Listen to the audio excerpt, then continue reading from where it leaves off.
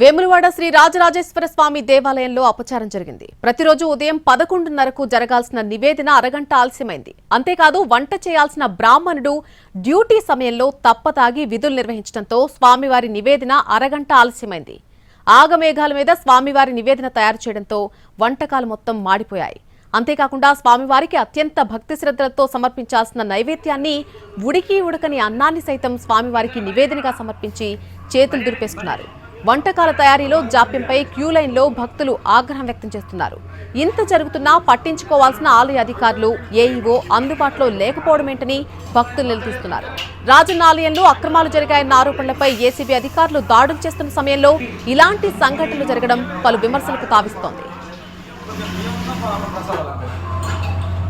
లేదు మరి ఏం చేస్తాం, అది పని చేయి.